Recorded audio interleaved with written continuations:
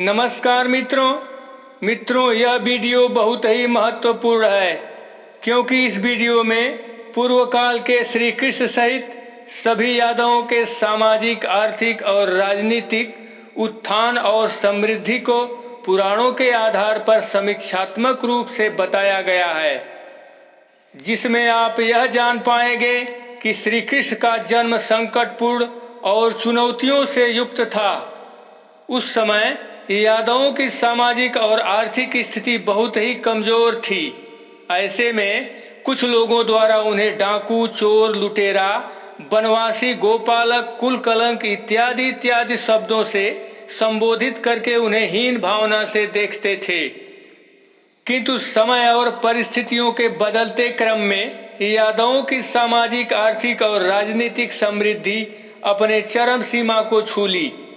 तब पूरे आर्यावर्त में इनके जैसा और कोई दूसरा नहीं रह गया, और जो लोग इन्हें डाकू, चोर, लुटेरा, बनवासी, गोपालक, कुल कलंक इत्यादि अभद्र शब्दों का प्रयोग करके इन्हें हीन भावना से देखा करते थे, वही लोग इन यादवों की शक्ति के आगे घुटने टेक दिए।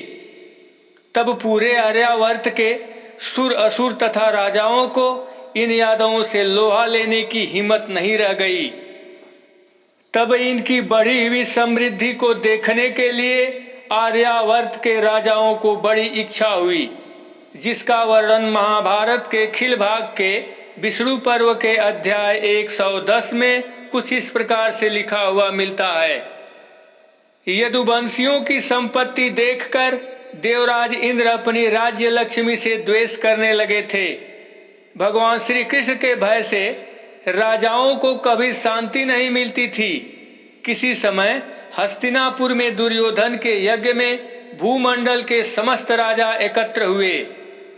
वहां यदुवंशियों की राज्य लक्ष्मी पुत्र सहित भगवान श्री कृष्ण तथा समुद्र के भीतर बसी हुई द्वारिकापुरी की विशेष चर्चा सुनकर अपने दूतों द्वारा भगवान श्री कृष्ण के साथ संधि स्थापित करके पृथ्वी के समस्त भूपाल यादवों की राज्य लक्ष्मी का दर्शन करने के लिए द्वारिकापुरी में भगवान ऋषिकेश के पास उनके निवास मंदिर में आए। उन नरदेवों के बीच में बैठे हुए यदुश्रेष्ठ मधुसूदन शरत काल के सूर्य की भांति शोभा पाने लगे।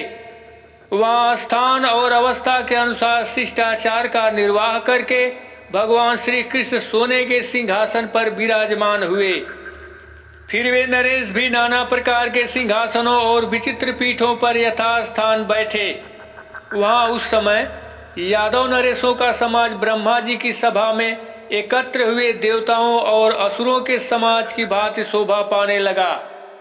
उस राज समाज में वहां भगवान श्री कृष्ण के सुनते हुए उन यादवों और भूपालों में विचित्र बातें होने लगी।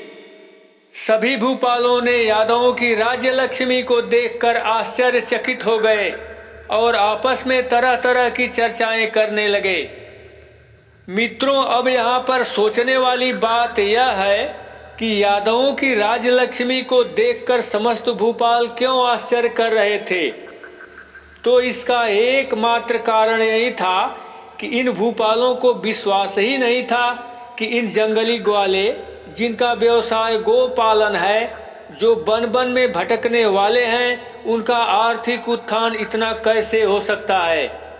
इसी विषय से संबंधित एक तथ्य है, जिसमें भगवान श्री कृष्ण ने अपने व्यवसाय के बारे में परशुराम जी से एक बार स्वयं कहे थे, जिसका वर्णन हरिवंश पुराण के विष्णु पर्व के अध्याय 39 में अपनी हालात का बयां करते हुए परशुराम जी से कहते हैं, प्रथम किशोरावस्था को प्राप्त होने पर हम दोनों भाइयों का मथुरा में प्रवेश हुआ।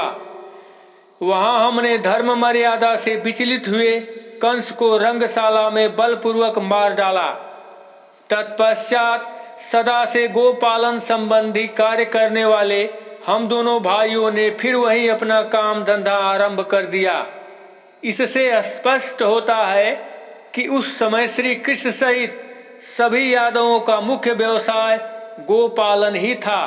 इसलिए श्री कृष्ण को गोपाल भी कहा जाता है। और इनके इसी गोपालन व्यवसाय को उस समय के कुछ राजाओं द्वारा इन यादवों को हे दृष्टि से देखते हुए गोपालक, वनवासी इत्यादि शब्दों से संबोधित करते थे। यहाँ तक कि गोवर्धन पूजा के समय स्वयं इंद्र ने भी इन यादवों को अनाप शनाप कहे हैं, जिसका वर्णन भगवत महापुराण में कुछ इस प्रकार से लिखा हुआ मिलता है। ओह, इन जंगली ग्वालों का इतना घमंड, सचमुच यह धन का ही नशा है। भला देखो तो सही, एक साधारण मनुष्य कृष्ण के बल पर उन्होंने मुझ देवराज का अपमान कर डाला। कृष्ण बकवादी, नादान, अभिमानी और मूर्ख होने पर भी वह अपने को बहुत बड़ा ज्ञानी समझता है। वह स्वयं मृत्यु का ग्रास है, फिर भी उसी का सहारा लेकर इन अहिरों ने मेरी अवहेलना की है। तो उस समय भी कुछ विशेष लोगों द्वारा श्री कृष्ण सहित सभी यादवों को अभद्र शब्दों से तरह तरह की टिप्पणियां किया करते थे। जैसे अभी अभी आप लोगों ने देखा कि स्वयं इंद्र भगवान को बकवादी, नादान, अभिमानी और यहाँ तक कि मूर्ख भी बना डाला। उसी तरह से आज के वर्तमान समय में भी कुछ स्पेशल समूह के लोग हैं जो यादवों अर्थात अहिरों को बुद्धिहीन, नादान और मूर्ख मानते हैं। किंतु ऐसा कहने वाले को ये नहीं पता रहता कि हम मूर्ख हैं कि जिसको कह रहे हैं वह मूर्ख है। इनकी वही स्थिति है जैसे इंद्र ने भगवान श्री कृष्ण को मूर्ख, नादान और अभिमानी बनाया था, किंतु जब वह भगवान से युद्ध किया तब भगवान के सामने उसे घुटने टेकने के लिए मजबूर होना पड़ा और त्राहिमाम करते हुए अपनी भूल के लिए श्री कृष्ण से उसे क्षमा मांगना पड़ा। तो मित्रों, यही सब कारण था कि उस समय यादवों की समृद्धि और संपत्ति पर किसी भी राजा को विश्वास नहीं हो रहा था कि इन बन बन भटकने वाले गोपालकों की आर्थिक, सामाजिक और राजनीतिक समृद्धि इतनी कैसे हो गई। इसीलिए वे सब राजा द्वारिकापुरी जाकर स्वयं देखे हैं, तब उन्हें विश्वास हुआ है कि जिसे हम लोग गोपालक, वनवासी, डाकू, लुटेरा कहा करते थे, आज सारे आर्यावर्त में इनके समान कोई दूसरा नहीं है। और अंत में मेरा संदेश आप लोगों के लिए यही है कि जिस प्रकार से भगवान श्री कृष्ण को अपने कर्म करने में तमाम गालियां सुननी पड़ी, उन्हें समाज से कहीं कहीं तिरस्कृत भी किया गया, यहाँ तक कि अंततोगत्वा उन्हें कईयों के द्वारा शाप भी दिया गया, फिर भी वे अपने कर्म पथ से विचलित नहीं हुए और सभी दानवों का संहार करने के साथ साथ उन राजाओं के घमंड को भी चूर चूर किए जो अपने को सर्वोच्च तथा यादवों को तुच्छ कहते थे। इसलिए आप लोगों से मेरा निवेदन है कि श्री कृष्ण के दिशा निर्देशों का पालन करते हुए, दूसरे की फालतू बातों को नजरअंदाज करते हुए, अपने सम्मान को कायम रखते हुए अपने पूर्व काल की बुलंदियों को प्राप्त करें। धन्यवाद।